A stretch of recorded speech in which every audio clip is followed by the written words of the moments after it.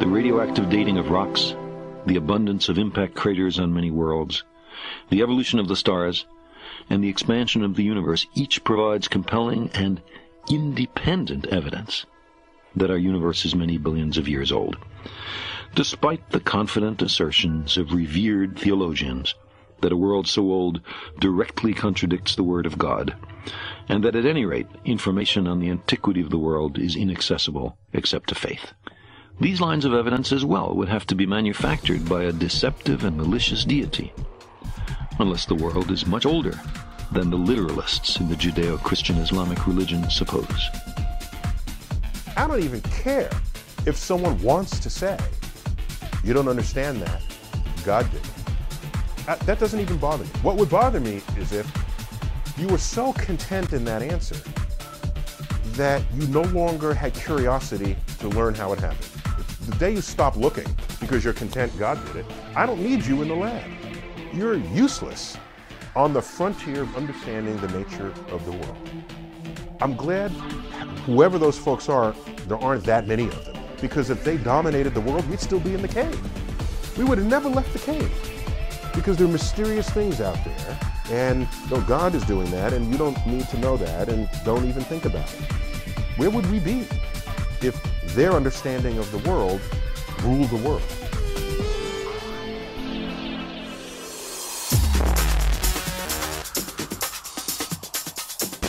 Be advised that this show is not for children, the faint of heart, or the easily offended.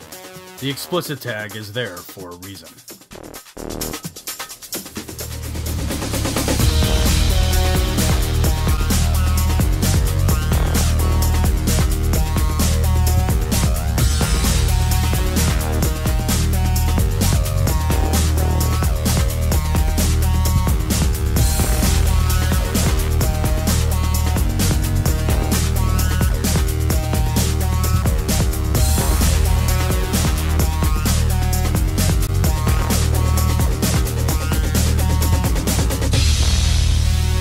This is Cognitive Dissonance.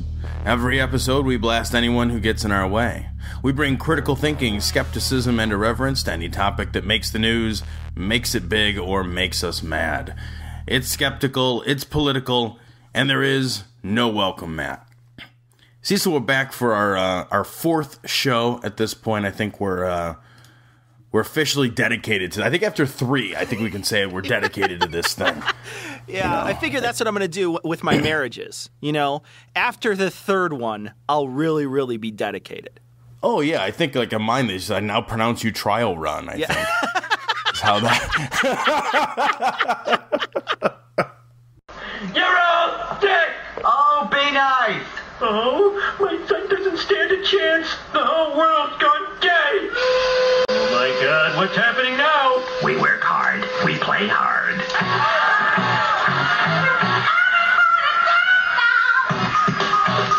Plenty of stuff to talk about. We've got a lot of good stories for you. I think we're going to launch right into one that is a story about Tracy Morgan. Now, do you watch 30 Rock, Cecil? I don't. I should, because I think Tina Fey is very funny, so I should, but I never do. So I actually like 30 Rock, which is a little disappointing because, and I actually like Tracy Morgan's character in 30 Rock. I think he's very funny. Turns out that Tracy Morgan is not actually a decent human being of any kind, though. Well, at least we know his stand-up isn't funny. I mean, like, right. That's the obvious part about this entire story. Right. Good timing. Poor thinking, though. Really poor thinking. During a recent performance in Nashville, Tennessee, Morgan delivered a bigoted tirade against homosexuals. I'm going to go ahead and read some of these highlights. You sent me this story that points out some of the highlights from his show. God don't make no mistakes. All this gay stuff is bullshit. A lot of people would disagree strongly. There is no way a woman could love and have sexual desire for another woman. That's just a woman pretending because she hates a fucking man.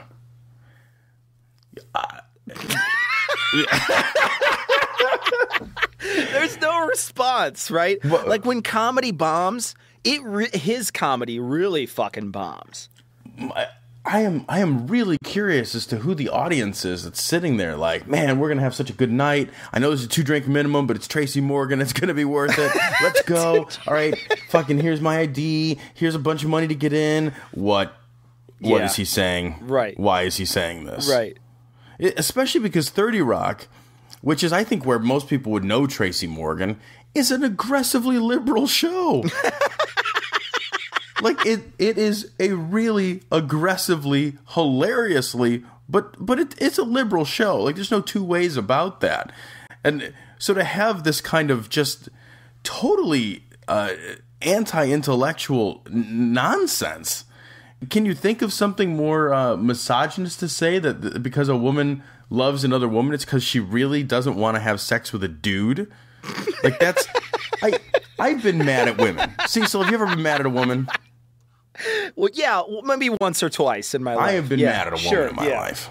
And it has never caused me to be like, I'm so mad at that woman, I am going to totally fuck a dude. That's not how gay works. Yeah, that's never crossed my mind either. I don't care how mad I am at something, I'm not going to have sex with the antithesis of the thing. You know what I mean? I'm not going to be like, well, you know, I'm really, really mad at my car, so I'm going to fuck this motorcycle. It doesn't make a lot of sense. But you know what this is this is a rant about gay bullying, right? I mean, the last bit that you didn't read, he said, if my son were gay, he better come home and talk to me like a man and not like a fag, I think is what he says, because not like a homosexual is in brackets here. I don't think the person wanted to say like a fag in their article. And then it says, or I'd pull out a knife and stab that little nigger to death. And I mean, it says N and there's a bunch of dashes here, but I'm pretty sure that's what he said. It's the only bad N word I know. So he's making fun of the gay bullying that was going on and all the sort of uproar that happened about it. And what this really is a case of fucking too soon, dude. And what it might also be is a case of it's never, ever, ever not going to be too fucking soon. We live in a country now that is so fucking polarized on this issue, they can't even decide whether or not gays exist from birth or if they're fucking, they learn that trait. And they also we can't decide whether they should get married and they're getting bullied in school. I mean, the homosexual issues in this country are huge. They're all over the fucking news media at this point. And you can't make a statement like this and not seem like you're taking a fucking bigoted stance. You know, funny is funny. And this shit just ain't funny. Like, it's just stupid. Right. This can't be construed as comedy, right? No. Like, you listen to it and you're like, yeah, that's really just not... And you'd think a guy who gets paid to be funny should maybe be funny? You know, you've got to wonder about the thought process, right? While he's sitting there, he's got pen, he's got paper, he's writing out his act, and he's maybe performing it in the mirror, and he's like, all right, it's a good act so far. It's a good act. I think I'm right on. But you know what I don't have? I don't have any misogynist, homophobic references to child murder. So if I can work that, or maybe it was his agent that suggested it. You know, we don't know. We don't know. We're speculating, right? So maybe his agent said, good show, Tracy. Really good show. Really good show. Needs a little more homophobic, misogynist references to child murder, though. Right. If you could just talk about maybe stabbing your own kid. Really get it. You know, maybe that would really help kind of liven things up. Sure. And I saw a couple of, no, this is nonsense. Tracy Morgan, the Atheist Revolution's website gives you Idiot of the Week. You know, I'll go so far. I'll give you 2 weeks. Yeah, you can keep it for consecutive weeks. There's a lucite plaque coming your way. I wonder if the agent is like, you know what, Tracy, what you should do is invite a homosexual member of the audience on stage to murder. That's what you should do. Like, is there any gay people in the audience? I would like to club you to death with my microphone stand. Can you imagine how that works, though? I got the golden ticket. I got the oh, God! He's beating me to death. This is the worst golden ticket ever. First the chocolate factory and now this.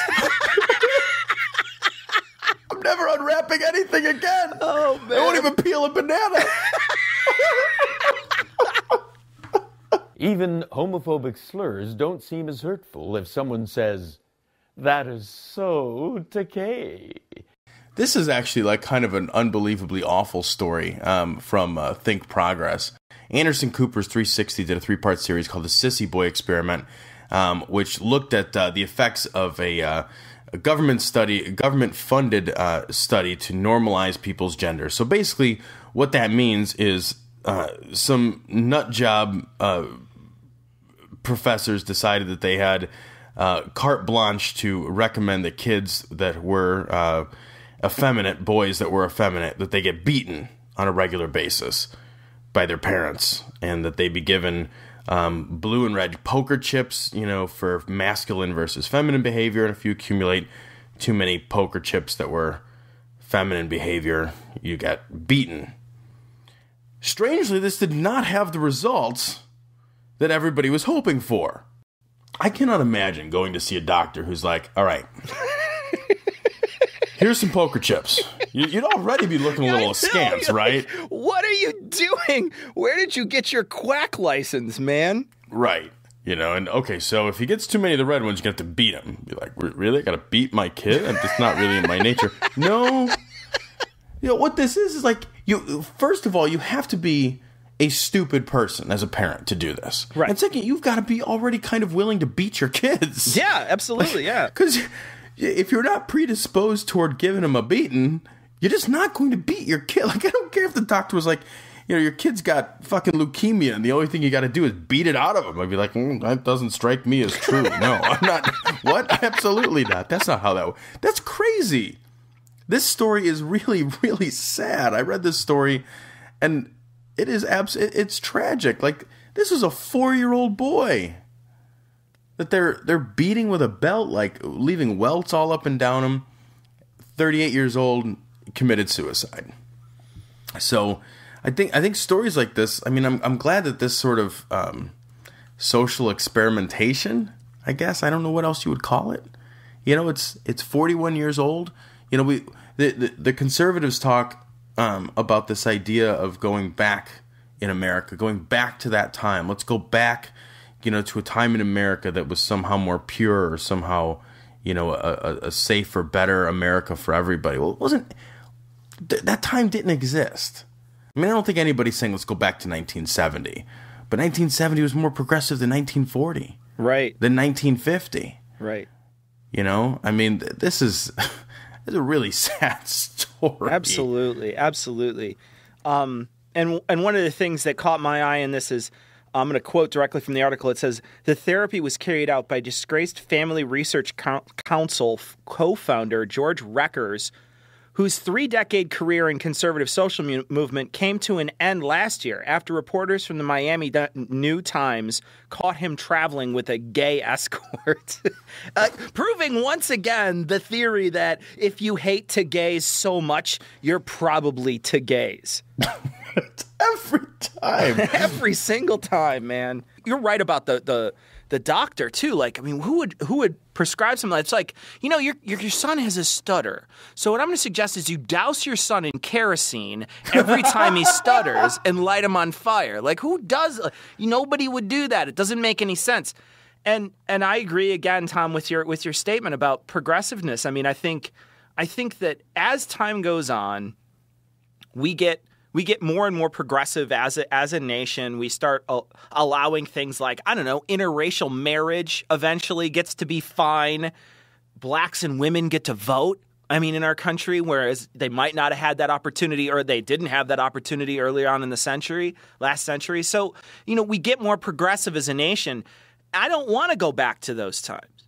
I don't want to go back to have to redo the suffrage movement. This time, it's for gays instead of women, but I don't want to have to go redo that stuff. Can't we just agree that being bigoted is bad and just fucking eradicate it? Can't we just look at it and be like, you know what? We really shouldn't fucking segregate a section of the population that is doing things that two consensual adults think is just fine.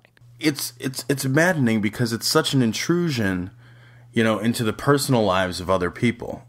I guess I don't really care if somebody, if you've got somebody standing on the corner and they're like, well, I think that, homosexuality is wrong and it's a sin and I'm a dummy and, whatever, then I guess I have no thoughts on that other than just like, okay, that's somebody I don't respect and won't spend time with. So sure. And that's fine because they wouldn't respect me and want to spend time with me either.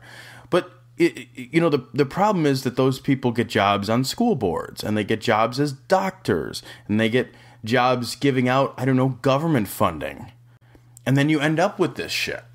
So, this idea that you hear sometimes that, well, it's somebody's personal belief, and, why do you care what I like or don't like or hate or don't hate, or, because hate never leads to anything good. That's why. Yeah. Because bigotry never leads us in a positive direction. Because, like you said, segregating a part of society, there's never a time where you're like, well, that turned out well. Yeah, no kidding. Right? You cannot look back in history and be like, man, remember those internment camps? Yeah. winner, chicken dinner on that one. That's why we care. Right. This doesn't work. Right. No, and they're all hypocritical, Right. Like, all these guys they always turn out to be hypocrites anyway. They always turn out to be a bunch of closeted people who are filled with self-loathing. I mean, so it's not even honest. And look at both of these stories, right? Tracy Morgan and this story, both of these have some sort of religious tie to them. Because I don't think that you can be a person who is a humanist or an atheist or a secularist and think homosexuality is evil. I don't think you can look at it that way. But you look at Tracy Morgan, the first thing he says is, God don't make no mistakes. And then right. you look at and what are you saying in that statement? Besides calling first off, bringing attention to your supreme idiocy.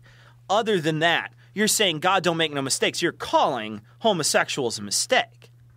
But then you look at this other guy and this is where the religious right sort of pulled all of its ideas from. And this is again, the only reason you would ever want to change somebody like this is because you're religious. There's no other rational explanation for it. That's a very interesting question. I guess my answer to that is, when the heat got on, you dug yourself a hole. It's the 10th anniversary, Cecil, of the Bush tax cuts. They've been in place for 10 years. A lot of times I think politicians and policies, they don't get a fair shake because they get judged, I think, very often, too frequently, before they have an opportunity to really have any momentum behind them. Right. I think what you get a lot of times is policies that are put into place, and you got a year, 6 months down the road, and it's like, well, that didn't fix the problem. And it's like, well, we're steering a big ship here. Yeah. It takes some fucking time to turn. 10 years, I think, is a reasonable amount of time to see tax policy make a change, and I think that the Bush tax cuts have made a change for the worse. Completely. This is a great article. It's from Slate. The tax cuts has been a failure in every conceivable way, which I love that because it invites you to try to conceive of ways for the tax cuts to have succeeded, only to have them shot down. I would disagree with that. I would say that if you're very, very wealthy, they've been a success. Absolutely. If you're top 1% of the country, that you love these tax cuts. And what I think that this article really touches on, and what I think the underlying theme of this is that just like we've been saying for years and years on our other podcast, Everyone's a Critic, which we've been talking about for a long time, is that the Republicans are not fiscally responsible. What they did was cut taxes for everyone, but continue spending as much as any liberal has. And if you look at the military budget over the past, the Bush years, it went through the roof, waging 2 different wars, in Asia, awful ideas, probably both. And, you wind up with a ton of money that you're spending and not a lot of money that you're taking in revenue. I'm not an economist, but I know that if, the income doesn't match the expense, then you're probably, going to be getting some withdrawal notices from your bank, that sort of thing. But, as the government, we just fucking print more money. That's what we do. That's how we solve the problem. And then we keep cutting taxes for the rich. We keep cutting those and saying, you know what, you don't have to pay, and big businesses don't have to pay. And, the taxpayer, they're not having to pay anymore either. But at the same time, you're stuck with a ton of money that you're still spending. Well, you're just, this is just you're just chasing your tail at this point. I don't see it. It's like we reduce our income and increase our expenditures and then wonder why things didn't work out. Right. That's not, I mean, I recognize that that's a gross oversimplification of macroeconomics, as far as a country is concerned, but I don't think that it's an inaccurate oversimplification. I think that at some point we have to just say, look, we are at war. If we're going to play war, let's pay for war. Right. If that's the thing you want to do. Now, I don't agree with it, but that's neither here nor there. If you're going to play, you've got to pay. That's how that shit works. And this trickle-down bullshit, there were a couple of attempts at, sort of like tax cuts for the everyone. Here's $300. Here's your $300. Woo! Right. And everybody gets a check for $300 or whatever. Okay, well, I got a check for $300. That makes it just doesn't make an appreciable difference in anybody's life. Maybe you're really destitute and that $300 gets you groceries you desperately needed, but it's not a 6-month change. It's not a 3-month difference in your life. Maybe it got you through a very short rough patch, but for most people, it was sort of like, hey, I got $300, which I have to claim as income on my taxes next year, and seems sort of bizarre and irrelevant and cost a tremendous amount of money. And I didn't see jobs exploding out the fucking windows. I didn't see factories pumping into high gear because everybody got $300 and we're spending everything on consumer goods. I read an article a while back, but saying that, a lot of people just took that money and put it against their debts, which doesn't stimulate the economy at all. It doesn't stimulate the economy to send that to fucking Visa or MasterCard. But people are in trouble, and people try to get themselves out of trouble. It's like, these are bad ideas. None of these were good ideas, and none of these were new ideas. And they didn't work before, and they didn't work now. I think that, giving these tax breaks to the wealthy did not create the jobs that they thought they were going to do. Trickle-down economics didn't work back in the 1920s. It certainly isn't going to work, any different now. Because people, I hear this argument all the time, and it drives me crazy. Like, well, a poor person's never going to hire me. Yeah, that's true. But you know what? With the tax break that the rich are getting, they're not hiring new fucking people anyway. And if that's the case, then where are all the new fucking jobs at? The evidence doesn't match your ideas. What people should think about is that we should actually have a cash and fucking carry government. We should have to cut down our spending, specifically cut down the military, which is $700 billion a year, cut down some military spending, cut some other spending out, and let's increase some taxes, specifically for people that are very well off. And we can start becoming a cash and carry government if we did that, but we're not willing to do that.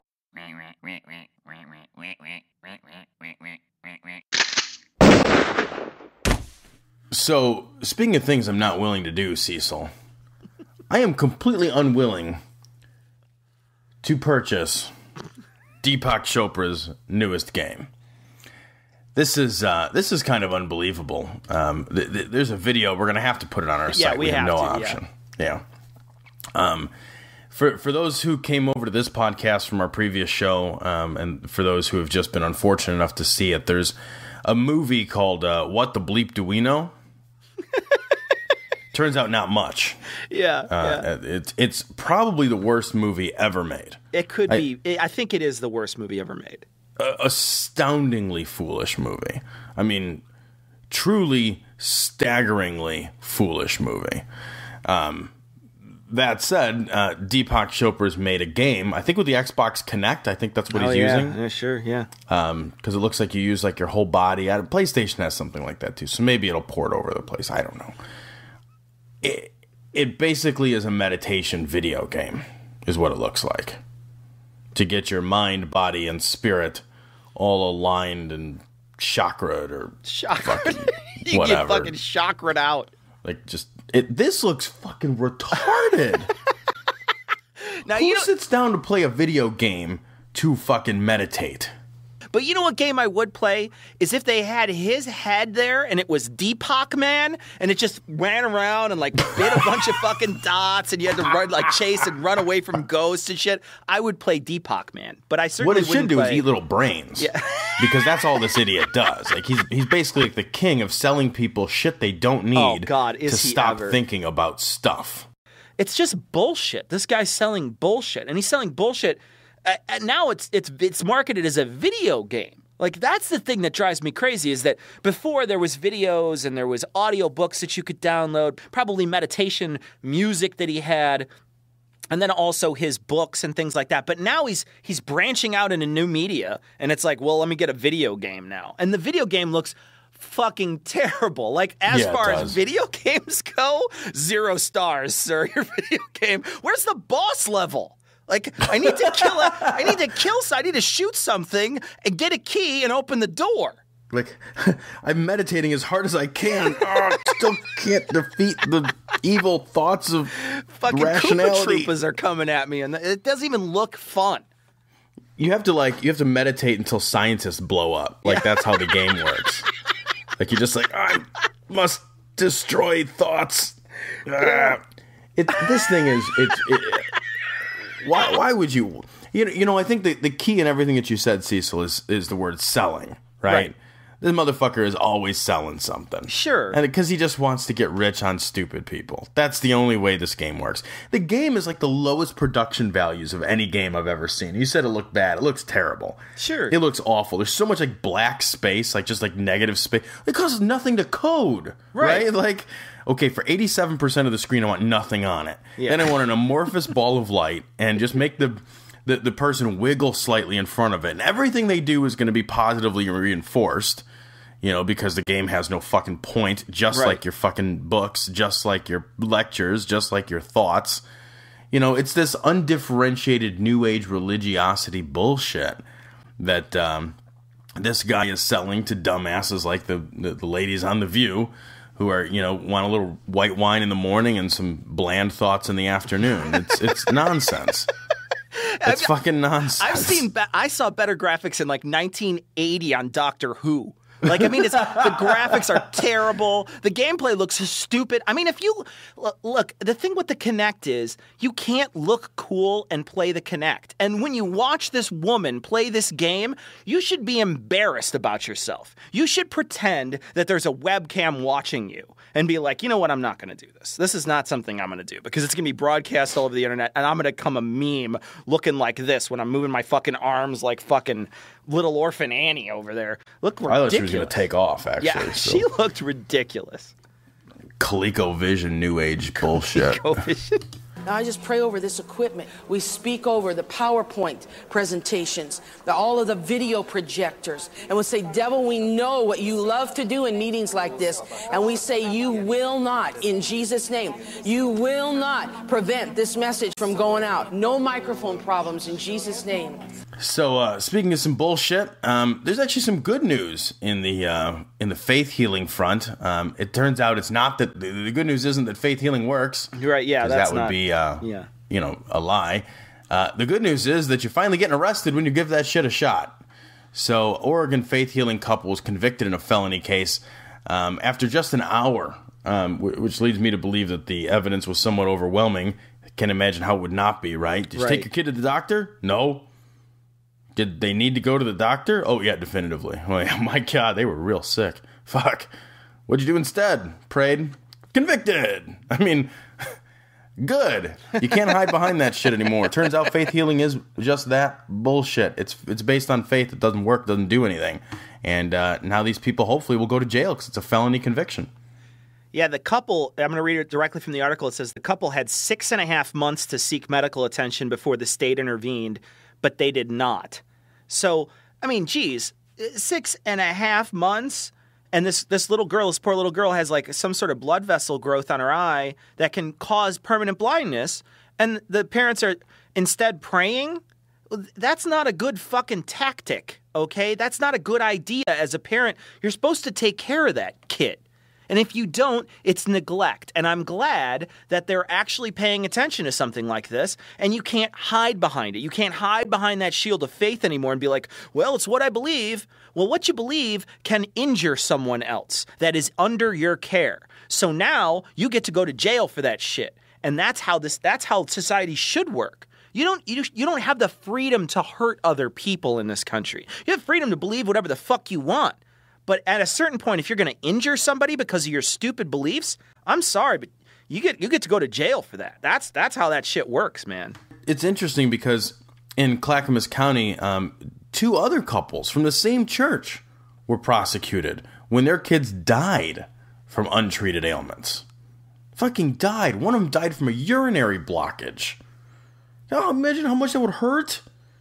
And do you know how fucking treatable something like that is? Extraordinarily treatable. it just, you know, just about the only thing that won't work is fucking praying about it. Right. You know, I don't understand why you wouldn't just say, hey, here's the thing. We're going to pray for you, but we're going to take you to the doctor. Right. But just, why are the two mutually exclusive? Why would they ever be mutually exclusive? And I don't claim to be a biblical scholar, but I don't think there's anything in there that says thou shalt not go to a doctor. Because fucking doctors weren't invented yet. No kidding, right? I didn't even know what the fuck that was. Well, where is that? Like, is there a commandment that I'm missing that says that you can't take antibiotics? Oh, it doesn't even make any sense to me. It's just mean. It's just mean. And what do you think of your God after that? Like, your God must fucking hate you because he fucking killed your kid. What's the rationale? Like, well, they got called home. Called home. Yeah, not your home. Yeah. Fucking dad, you put him in the dirt, stupid. God has no place within these walls, just like facts have no place within organized religion. Speaking of taking advantage of the faithful, man. Reverend Popoff, what a great name. He sounds like a delicious treat. This is like I'm gonna eat a big plate of Pop-Offs. Yeah, I got these cherry Pop-Offs. Oh, phenomenal. Put a little confectioner's sugar over the top. When you're finished, they just fucking melt in your mouth. So he's so light and buttery. It's delicious. So this was a guy who got exposed actually in '87 by the amazing Randy, who hid microphones to basically reveal that his bullshit divinity, I know all about it, nonsense, his crossing over style, I know all about you bullshit was really just his wife feeding information into a hidden microphone. You would think that nobody would believe this guy anymore, but he's still around. He is now selling miracle water, and I love this, Cecil, supernatural debt elimination. I will say this about Popoff. Motherfucker knows his market. This guy is a market researcher in a lot of ways. He knows what's going to sell, and that is going to sell. He is getting, and I mean, this is the one time as an atheist I want to believe in hell. I really want to believe that there's a hell because part of me just wishes there was some sort of retribution that an asshole like this who preys off, people that are so vulnerable,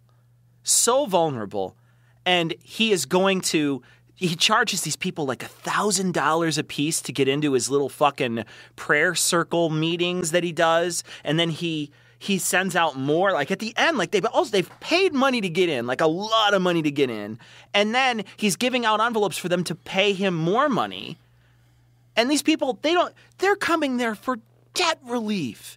These are the most vulnerable, and you are giving them nothing and taking money away that could go to debt relief.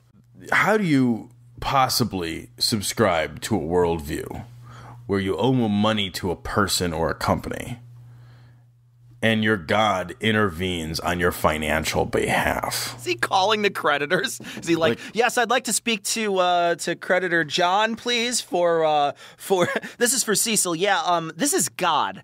I just want you to erase his debt, if you wouldn't mind. I can't, since I'm made of infinite magic, I can't do it from up here, but I need you to just type a few numbers into your computer and just erase it. And what does he offer? Like fucking eternal salvation to the people and creditors? Be like, if you erase the debt, I'll give you eternal salvation. It's totally yours. You just got to release the debt. That's it. And they're like, wait, I thought that's why your kid died on that No. stick. No, that was just a farce. It's the debt, yeah. Yep. His credit score they go is to bad. open up their account, like, okay, Mrs. Jones, let me check your account. It just got a laughing Jesus. Everything's been erased. It's just a laughing Jesus screen. We're getting this a lot these days. Have you been drinking miracle water? Yeah. Oh, you have? Well, fuck, you don't owe us anything. And your cancer is cured. You've been pissing miracle piss too. I don't know if you know that, but it's great for your garden. Yeah. After the miracle water sort of cycles through, it's still got it. Let's say a trace miracle in there. You know, you don't metabolize all the miraculin out of there. You just wish that there was some sort of law that you could prosecute him on for preying on people like this. I don't understand how there's not. I genuinely don't get that. I mean, we've got all kinds of laws about false advertising. I mean, why can't we just put this to the test, right? Like, okay, well, you said that this was going to erase my debt, and I drank your miracle water, and it didn't do anything. It was just fucking water, right? And I still owe a bajillion dollars to all my creditors. And I put the water on my credit card, so now I'm deeper in debt. I washed all my money. Yeah. In miracle water. I filled my whole washing machine. It cost so much money. I had to incur more debt, but I thought I was going to get rid of it all, so it seemed like it was a win-win. Yeah. It's like a Nigerian scam, right? Right. Like, I wonder if you could call the miracle water people and use your credit card to pay for it. I guarantee it. That would be awesome. Yes, I would like the get out of debt miracle water. Yeah. Yeah. Yeah, I'll use credit for that. Visa number 6172. Right. I'll go ahead and borrow that money to purchase it. Right, right. And how is this not like a Nigerian scam, right? I mean, it is exactly like a Nigerian scam. It's exactly like a 419 scam. I'm offering you a thing in which you will somehow get monetary gain, but you have to give me some sort of monetary compensation in the meanwhile, and then I give you nothing. Like, how is that not the same thing? How is that not exactly the same thing? When you say nothing, I mean, you get water. Yeah. You know? I mean, don't be mean here. You get the bottle. You get a fucking pamphlet from fucking Popoff. Popoff. Delicious Popoff.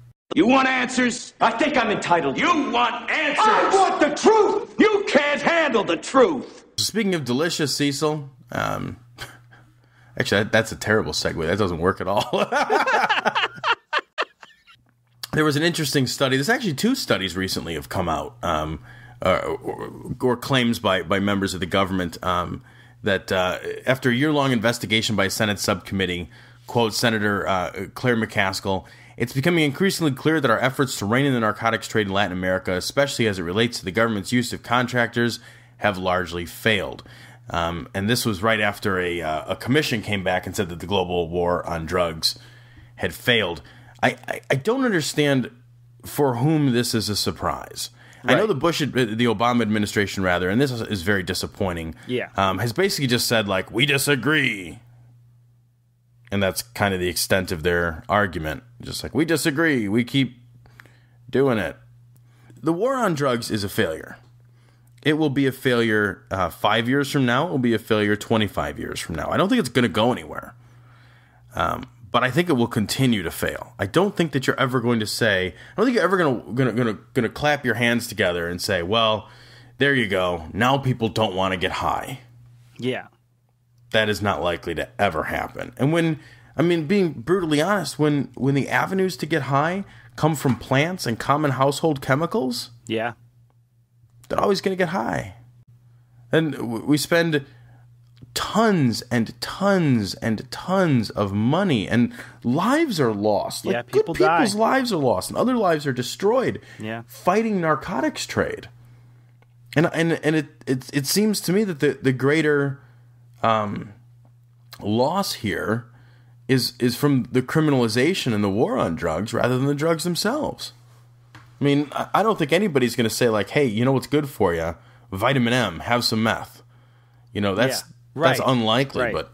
Yeah. I will point out, though, Tom, this article, Senator Claire McCaskill, Democrat, so of course she's for legalizing drugs like all the rest of the hippies out there. Well, I want to point out Ron Paul said something recently that I thought was pretty fucking awesome. Ron Paul's one of these guys that gets my attention lots of times because he says some shit that I really agree with. He also says some shit that I really disagree with. But there's this, somebody asked him, I think it was Wolf Blitzer was running one of the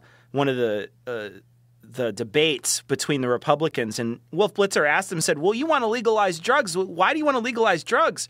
And he went through a little sort of breakdown of this idea that there's just no reason to stop people from doing this sort of thing. It costs us a lot of money. It's not doing anything. And he says, well, so you want to legalize heroin? And he's like, well, of course I want to legalize everything. And he looks in the audience and he says something like, who here in the audience is going to do heroin? Clap your hands if you're going to do heroin. The fucking audience is silent or whatever.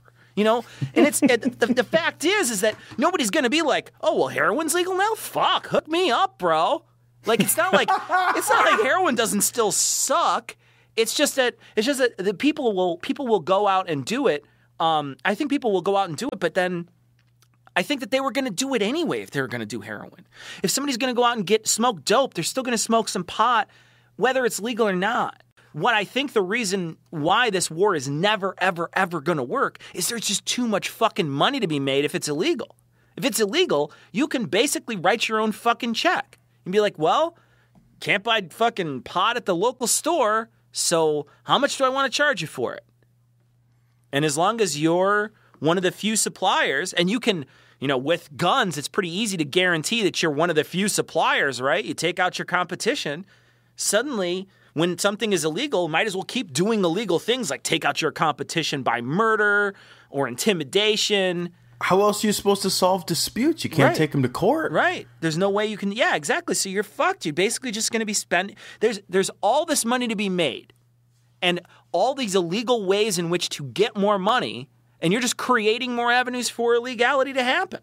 It's gotten to the point where I genuinely believe that when you think about, the problems caused by drugs in America, and America consumes more illegal drugs than any other country. So this is a huge problem here.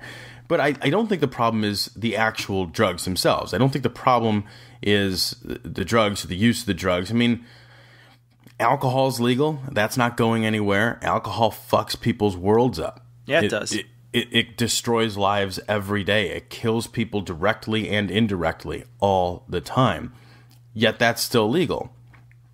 It's legal because we recognize that it has a social function, it has a personal function, that it's dangerous, but a lot of things are dangerous, and we give people the ability to choose whether to use that or not. And unfortunately, it doesn't work out for some people. Some people are genetically predisposed toward alcoholism. Some people have family predispositions toward alcoholism. It's dangerous. I don't think anybody is going to pretend, anybody with a brain is going to pretend that it's a risk-free behavior. But I think a free society says, hey, not all behaviors are risk-free. People get to decide that for themselves. When you look at the dangers that drugs really pose to society, they pose these dangers, I think, because of their illegality, not because of the actual drug itself. You've got big-time gang problems in America, and all that shit is funded. All of that is funded by drugs. Well, if you make that legal, it cannot be funded by drugs in it. It just cannot be. It's not funded by hamburger patties, right? It's not funded by alcohol sales. It's not funded by cigarette sales. These are things people do. These are things people want. These are things that inebriate people. They are rough analogs. But that's not what's funding gang violence. And gang violence exists because, if I'm going to make $80,000 this year selling drugs, and you come up and you steal my product, I can't call the police and be like, hey, you broke into my house and stole my shit. I have no choice. I have no choice but to physically retaliate. And if I don't, because because when you've got a system that has no legal means of support, you have to turn to illegal means of support in order to protect yourself, to protect your business, to protect your financial interests, to protect your safety. I don't see a lot of problems stemming from the big problems. There's individual problems, don't get me wrong. There's people whose lives get ruined by drugs, of course. But the big social problems, gangs, violence, drugs, these things, prison populations expanding like crazy, it's because of the illegality of it. They've tried this with heroin too. They've legalized heroin in a couple of countries now. Yeah. And it didn't lead to a rise in heroin use. I think that's the big fear, right? The big fear is that, well, if we legalize these drugs, then everybody's going to immediately start taking them because I do everything that is legal. Yeah. I do everything that's legal. I bungee jump out of helicopters because there's no law preventing me from doing that. I did that this morning.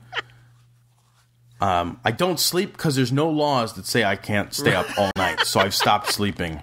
I mean, it's stupid. Well, yeah, I mean, it's like, it's endorphins, right? It's like, do people go out and eat as many fucking Hostess fucking ho-hos as they can shove in their mouth at one time? Do people go out? I mean, that's ridiculous to even think that. You know what I do is I go to the shelter and I adopt dogs and I immediately put them to sleep. Because I fucking can. Right? I can. They're property. Fuck them. I don't care. You know, that's stupid. People don't just do everything that's legal. That's silly. People make choices. They're already making choices. They don't also not do things that are illegal if they don't feel that there's a moral component to it. I'm randomly smelling roses in the house, and... That's your grandmother. Does she have a message for me of any kind? Yeah, she's sending you roses to tell you she's there. Thank you very much. Yeah. In Texas, clearly somebody didn't get the memo about not messing with Texas. Because they very thoroughly messed with Texas. A psychic called in a tip, sparked a massive police hunt for a grave, a mass grave, full of kids. Because, you know, there's lots of those. Yeah, sure. Where'd all those kids go? Wasn't there a school bus full of kids supposed to show up to school today? No. But Psychic gave a tip-off, mass grave of kids. 30 kids were supposed to be found. They found no kids. Turns out psychics are bullshit. I don't know if... Really? Yeah, I know, it's a shocker. Something of a surprise that you can't know things without any way to without know them. evidence. Yeah. Yeah. No substance whatsoever is how the story is reported in The Guardian. Turns out to be of no substance whatsoever. Probably because it was not based on any substances. Like, there was no way to actually know any of this information. What a terrible use of resources. Right. What a squandering of resources. They could be prosecuting a goofy war on drugs right now. You know? They could be buying one more M16 for the war in Asia right now. Right, what are we doing? Yeah. What a waste. Psychics. Here's what I think about this. And I think this is, this is one of those things that comes across the news. And I was in my car, actually, when this story blew up. They were reporting it as fact. When I got in my car, I turned on the news, and they're like, more coming up this hour on the bodies that are being found in whatever. And I was like, oh. But, I turned the channel after a while. I didn't listen to the whole story. And the next day I get to work. And I'm like, oh, I wonder what happened with those bodies. And I tried to search for murder and, like, mass murder in the news. I'm like, mass murder or, like, serial killer in the news. And nothing was coming up. And I'm like, well, I could have sworn I heard something about this yesterday. And then I go to Reddit's atheist board, and there it is. It's like, oh, some jackass fucking called in. Basically, I mean, what should just be a prank, right? I mean, this is a prank call. This equates to a prank call, basically, because nothing of substance was found. How can you possibly get away with something like this? And I know they're thinking about prosecuting this person or whatever, but, I mean, what a ridiculous thing to cause this much alarm. And then... you take this one step further, right, Tom? We look at this and we say, okay, well, all these people were duped by this one person. Think about the opposite side of this, and you get like the Sylvia Browns and the John Edwards and all that, those assholes that lie to people for money. And they give these people that are looking for answers some sort of bullshit answer. And how awful that is, too. And this should just shed more light on shit like that. Well, yeah, it's not harmless. I mean, it's not harmless. These police officers were out there, searching. They knocked on some guys. Can you imagine how upset you would be if the police knocked on your door and had even a suspicion that you were some kind of a mass murderer with a mass grave in your backyard, that they're gonna poke around in your shit, and you find out that it's a tip from a fucking psychic? Right. From a psychic, to have your privacy invaded, to be questioned, to have people walking through your house, digging through your lawn, and it's because of a psychic? Because of some made-up childhood bullshit? Yeah.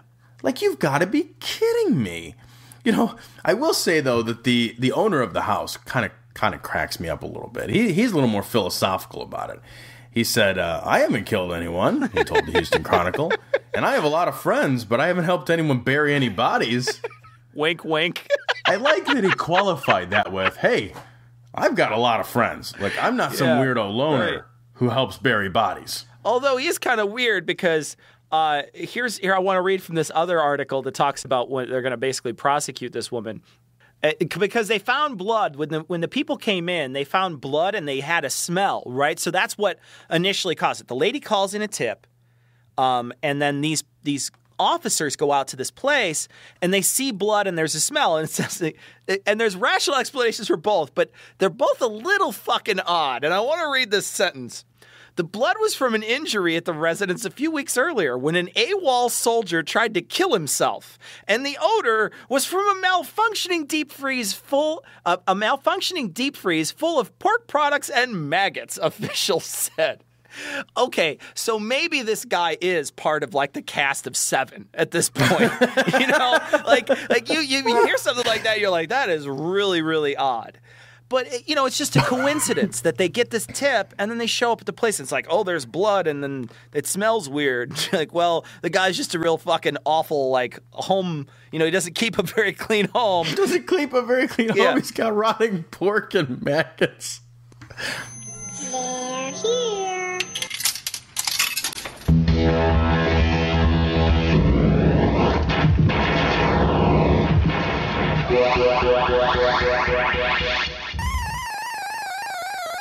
Mostly because I wanted to use that little stinger we just used.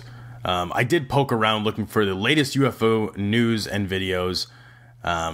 Turns out that there's not a lot of new news coming out, but most of the stories I found were kind of old or just, I saw a UFO. Yeah. What they did find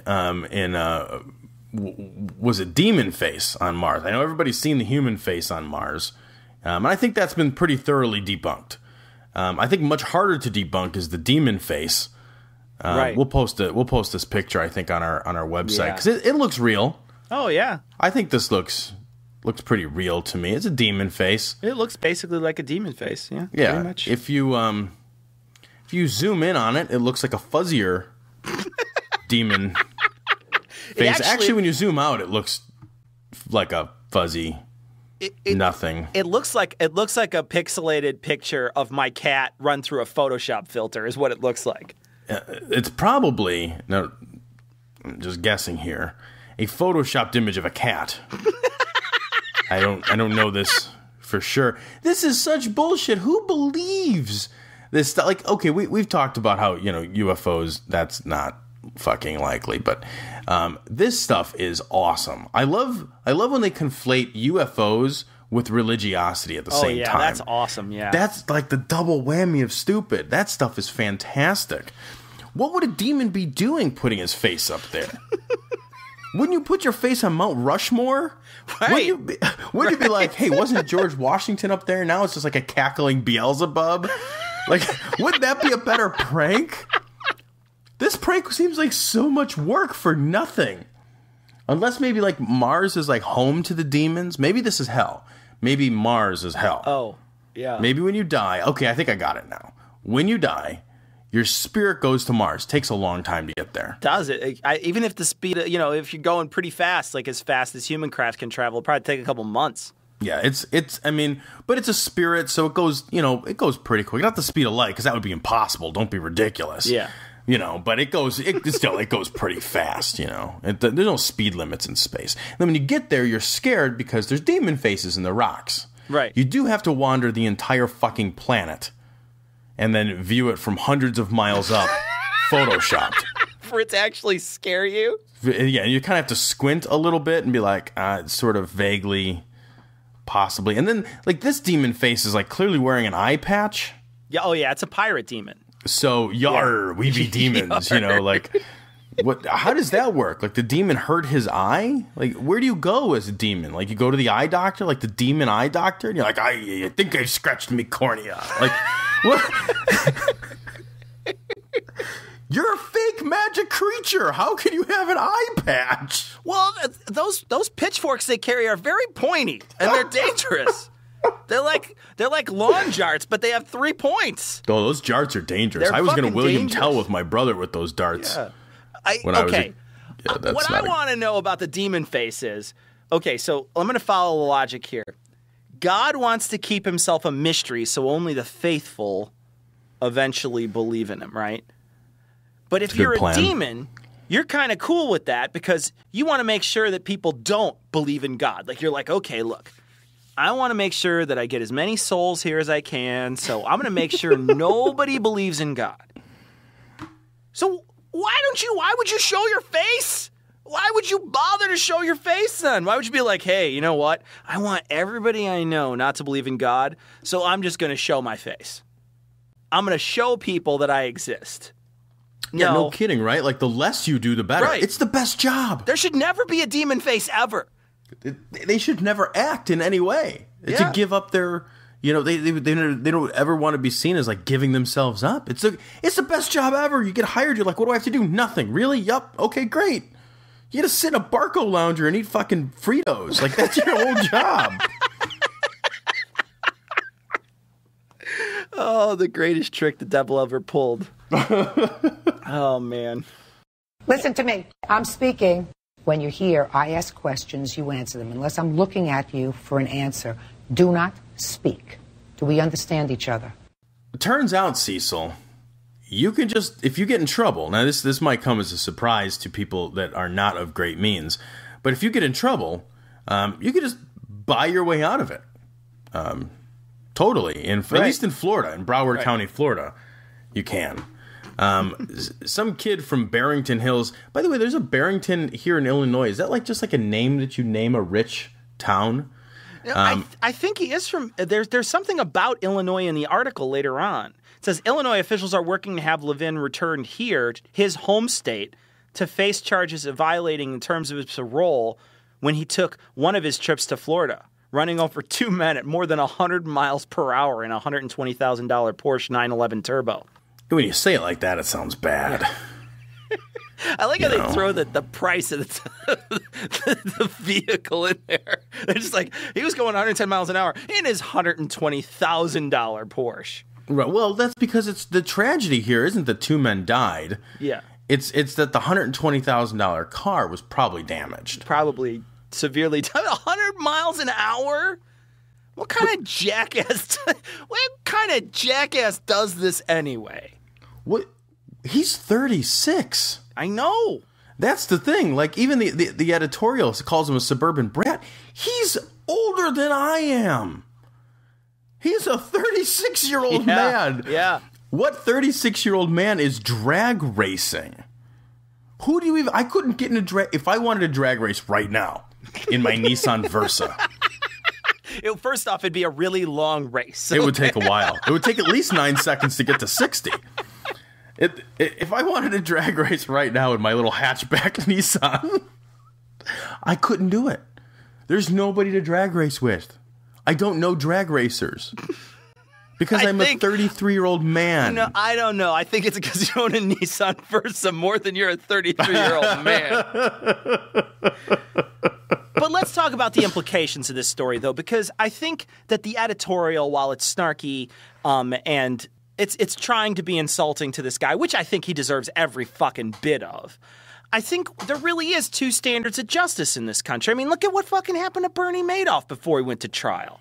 If you're rich in this country, you get off with house arrest more often than not. And this guy basically has to serve 2 years of house arrest. You look at, Martha Stewart. Look at all these people that were fucking, that are really rich people.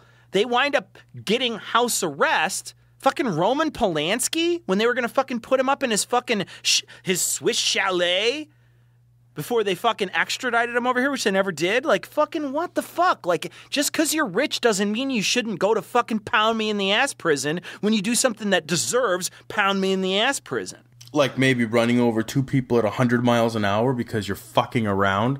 Maybe widowing 2 women and leaving 6 kids fatherless. Is that the sort of thing you would suggest deserves a prison sentence? All this guy had to do was write a check. Yeah. He's going to get... he could have been sentenced to 45 years in prison. And he didn't just hit them. He also ran from the cops. Right.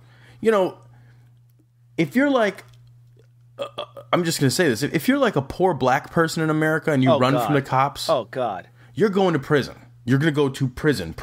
Before, right? But after, if there's no cameras around, you're probably going to get a whooping first. Yeah, you're also going to get the shit kicked out of you, right?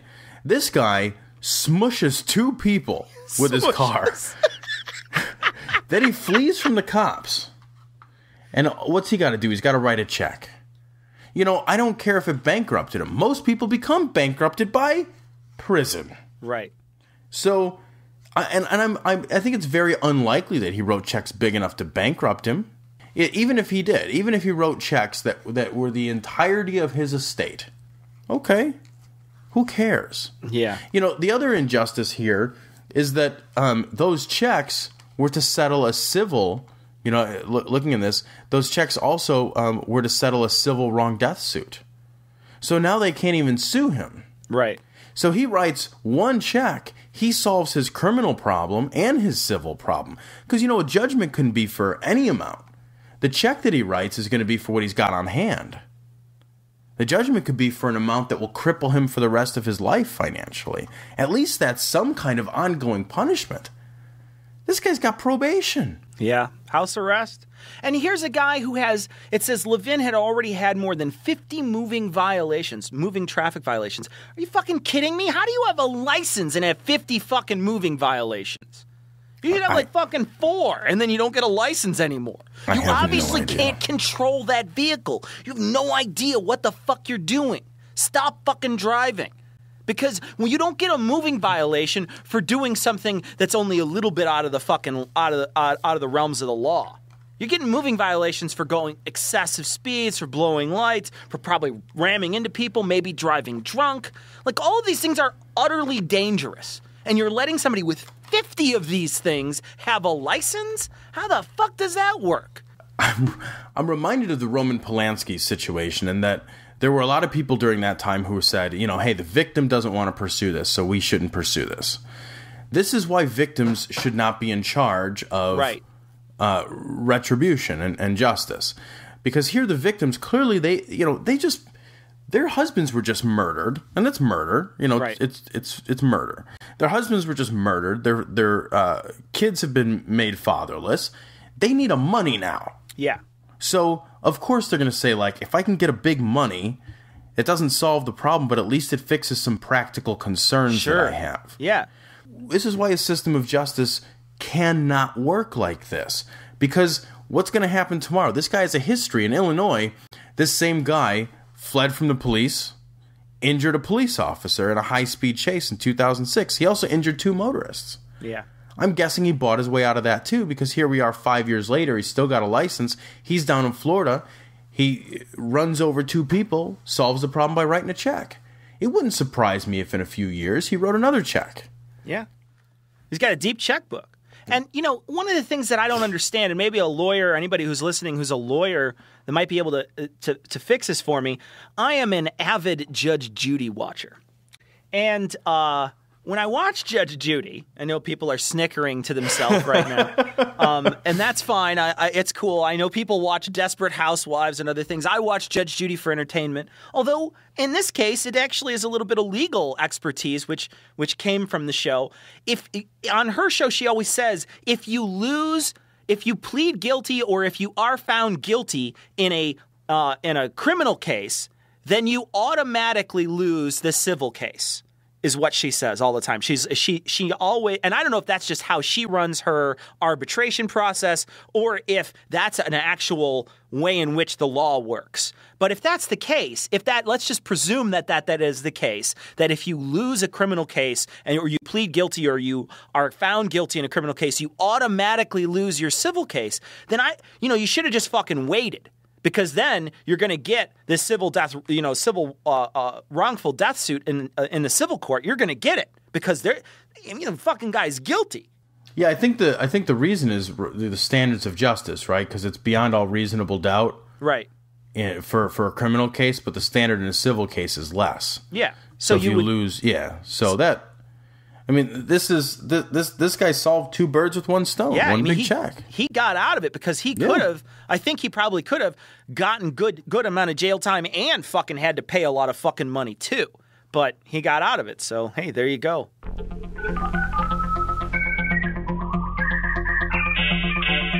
Please hang up and try again. So we did get some voicemail, Cecil. We got a voicemail from John that was not furious and sputtering like we would expect, but was actually some sort of praise. We'll go ahead and we'll play that, and then I think I want to take a page out of the Everyone's a Critic, our old show. I want to take a page out of that book and read the Google Voice translation because I think it's pretty awesome. Those are always worthwhile.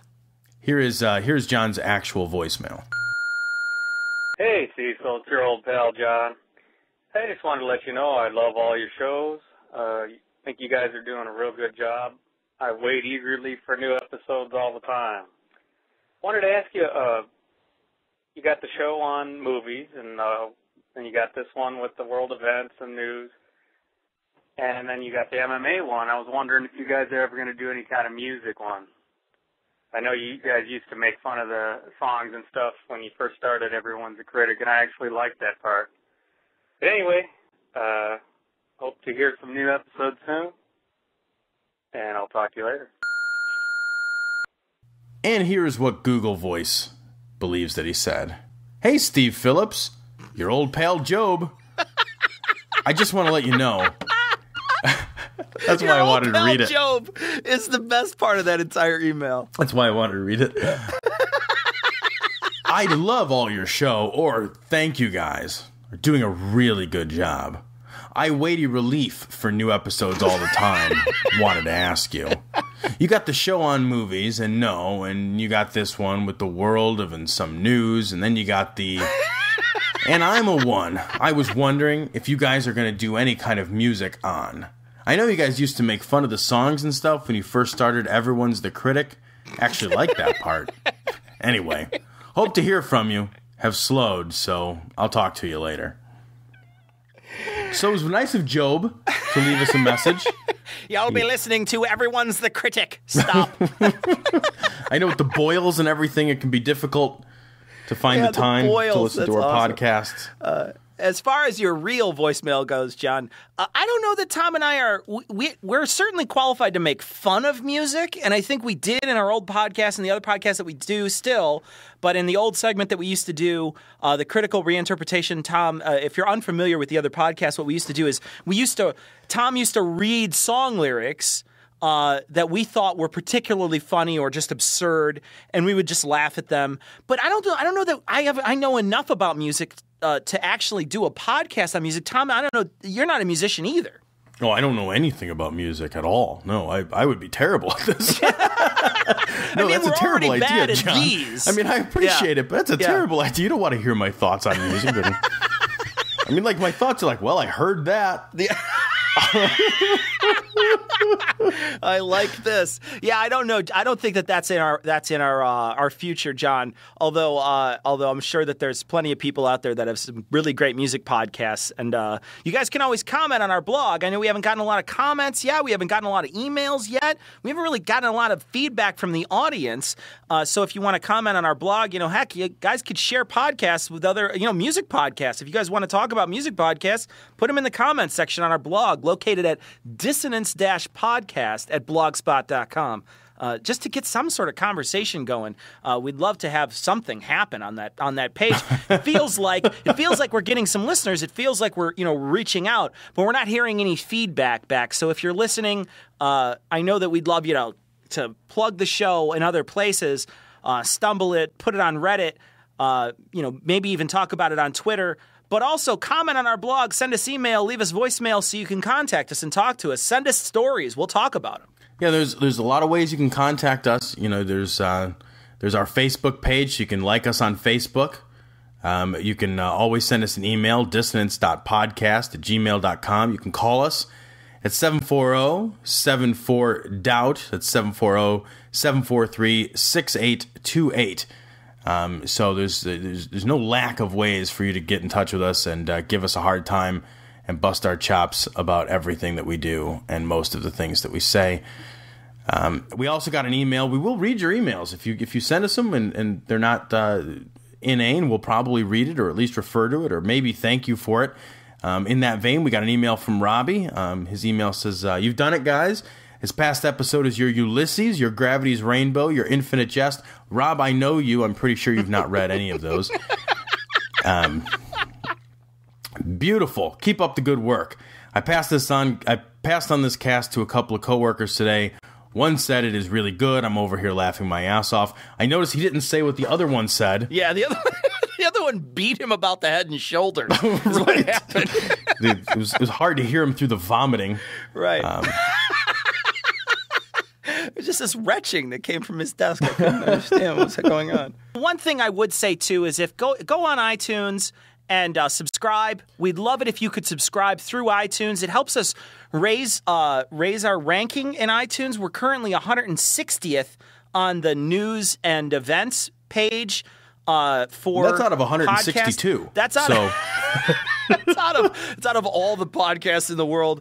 162. Actually, it's only the ones that are, I think they're probably featuring today. We probably just got lucky. But if you could subscribe through iTunes on every single computer you use, maybe we can raise our ranking. It'd just be nice to reach out to some more people. And we know we have a niche audience that is probably skeptic and atheist. Those two go pretty hand in hand. Liberal sometimes falls into there too. So you have a pretty niche audience, but we'd like to reach out to more people. So, retweet us, do things like that, and just help us out. Help us spread the word of the show a little bit.